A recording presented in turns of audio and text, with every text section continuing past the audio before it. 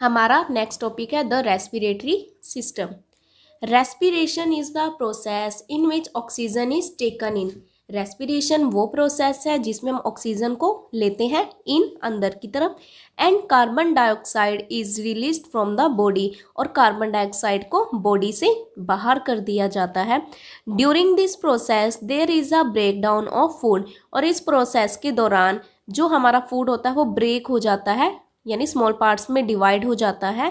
That result in the release of energy, जो कि क्या करता है, बहुत सी एनर्जी को रिलीज करता है बॉडी से।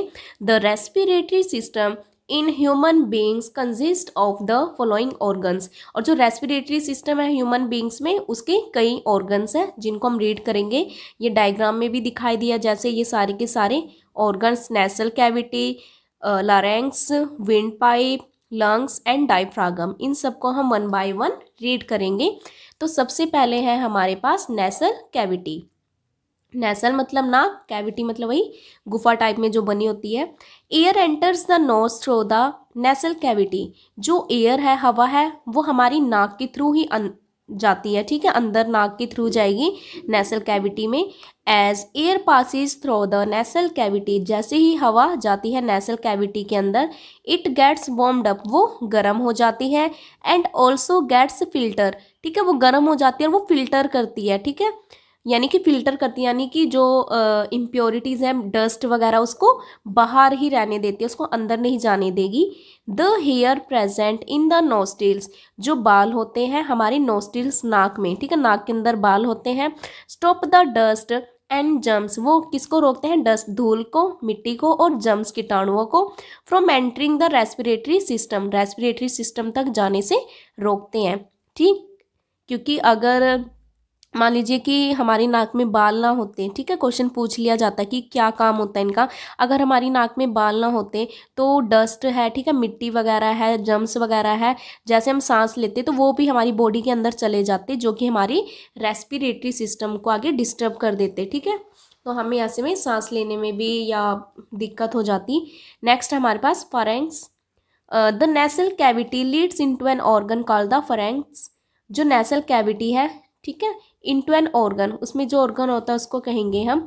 From the pharynx air passes into a chamber called the larynx, कि जो फर्नेक्स है, ठीक है, वहाँ से जो एयर पास करती है एक चैम्बर तक, जिसको हम लरेंक्स कहते हैं, जैसे पिक्चर में दिखाई दिया है।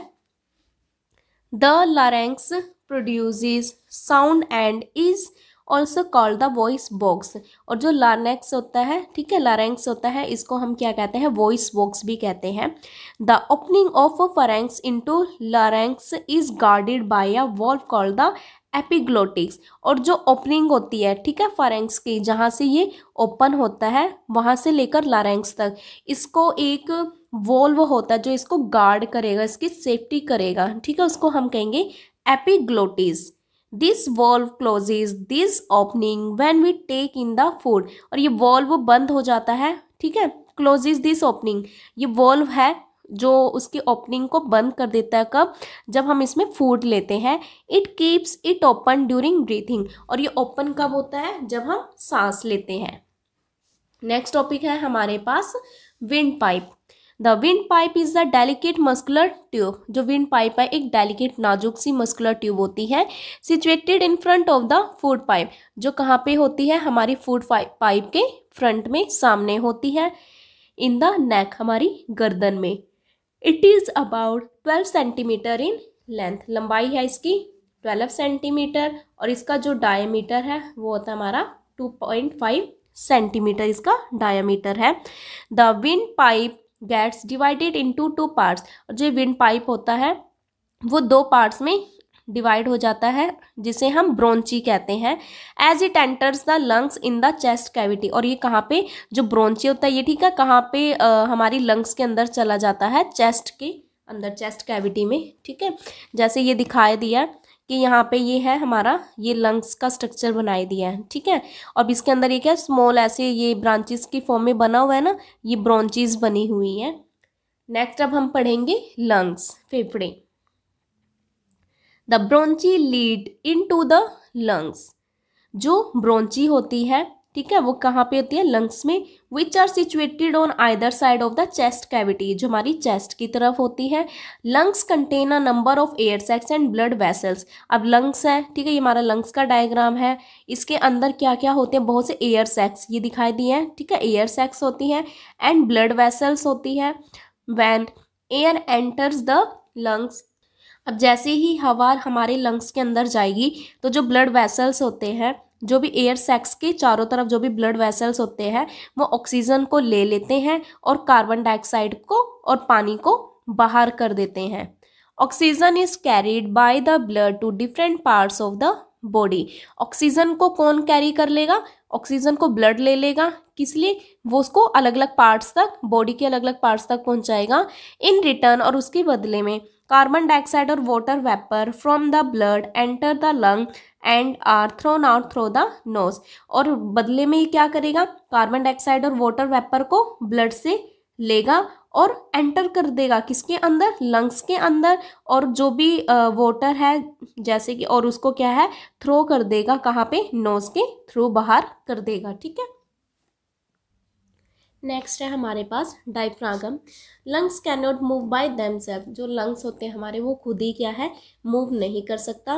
It is the movement of a diaphragm, वो तो क्या है, डायफ्रागम की मूवमेंट होती है कि and the muscles between the ribs of the chest wall that causes the expansion and contraction of the lungs. Lungs movement नहीं करता, वो डायफ्रागम की मूवमेंट होती है।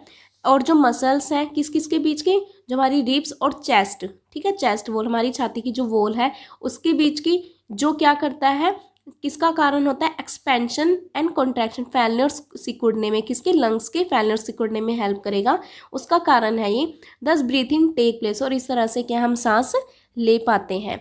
Do you know a baby is born with pink lungs, कि जब एक बच्चे का जन्म होता है, ठीक है, उसका बोर्न है जो, वो क्या है, जब वो जन्म होता है तो पिंक कलर का होता है उसका lungs. As the child grows older, और जैसे जैसे वो बच्चा ग्रो होता है, बड़ा होता रहता है, उसका जो लंग्स होता है वो डार्क कलर का हो जाता है, ठीक है। Due to the impurities in the air, because air में इम्प्योरिटीज की वजह से। On an average the lungs of an adult man can hold about 6 litres of air. और अगर हम एवरेज बताएं तो एक जो एडल्ट मैन है, ठीक है, एडल्ट मैन है जिसका लंग्स है वो कितना, वो 6 लीटर एयर को होल्ड कर सकता है, ठीक है, अपने लंग्स में।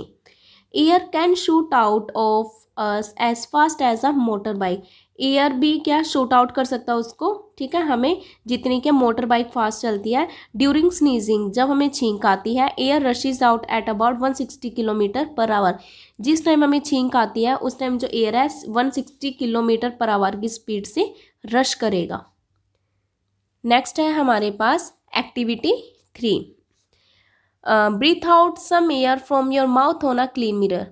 आपको क्या करना है कि जैसे आप कई बार देखते हैं कि मिरर होता है, ठीक है, आप उसके मुंह में अपना माउथ ओपन करना, जैसे सांस लेंगे तो आप क्या ऑब्जर्व करते हो, द मिरर बिकम क्लाउडी, जो शीशा होता है आपका क्लाउडी सा हो जाता है ना, और आप क्या करते हैं कि उसमें and you may even find some tiny water droplets on it, और आपको उसमें कुछ छोटी छोटी ड्रॉपलेट्स दिखाई देंगे। Can you explain why it is so, क्या आप एक्सप्लेन कर सकते हो कि ऐसा क्यों होता है। आप ये डेली अपनी लाइफ में भी ये करते हैं कई बच्चे। तो इसका क्या रीज़न होता है कि जो मिरर क्लाउडी बन जाता है, उसका रीज़न ये है कि जब मान लीजिए कि हम सांस ले रहे हैं, ठीक है, मिरर के आगे, ठीक है, तो क्या होता है कि जो हमारा माउथ है, ठीक है, माउथ से क्या होती है कि जो हवा आती है वो गर्म हवा आती है और मिरर ठंडा होता है। और जो गर्म हवा होती है जो हम सांस जब लेते हैं उसमें ना वाटर ड्रॉपलेट्स होती है, ठीक है, जो कि छोटे छोटे वाटर ड्रॉपलेट्स की फॉर्म में होती है। और जैसे ही हम मिरर के सामने सांस लेते हैं तो वो वाटर ड्रॉपलेट्स भी साथ में उसके हमें शो होता है, और इसलिए मिरर है वो हमें मॉइस्चर कैसा दिखाई देगा, क्लाउडी सा दिखाई देता है।